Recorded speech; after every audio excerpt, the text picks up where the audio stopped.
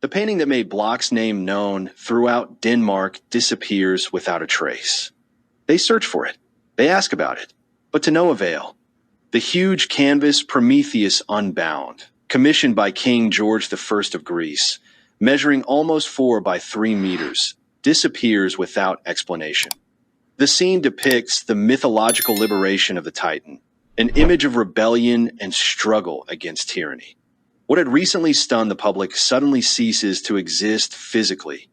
Only descriptions remain, and memories. And at some point, it becomes clear the canvas has disappeared. Not sold, not officially destroyed, just gone. Back in 1865, this painting was exhibited in Copenhagen, and it was a sensation. Critics wrote about the new star of Danish painting. People came again and again to see the canvas, which literally breathed with tension. It was after this that Bloch ceased to be perceived as a promising artist. He began to be perceived as an established master. And then silence.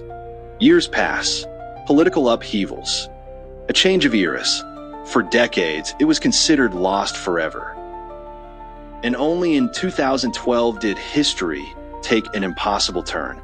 In the dilapidated royal estate of Tatoi, near Athens, amid the chaos of abandoned belongings, a giant canvas rolled up in a tube was found. No frame, no visible signature.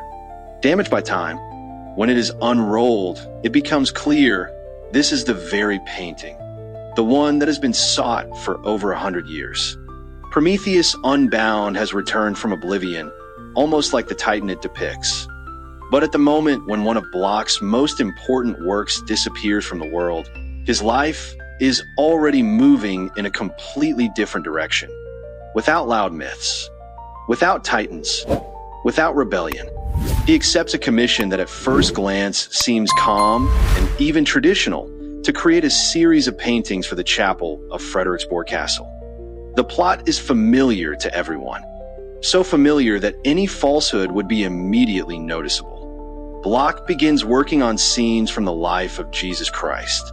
And here something important happens. He no longer tries to impress with scale.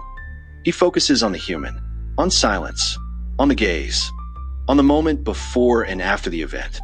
It is these images that the whole world will later see. It is they who will become the face of Christ for millions of people. But that's another story. Because the paradox is that while one of Bloch's paintings disappeared for 100 years, the others began to live their own lives, much greater than the artist himself could have imagined.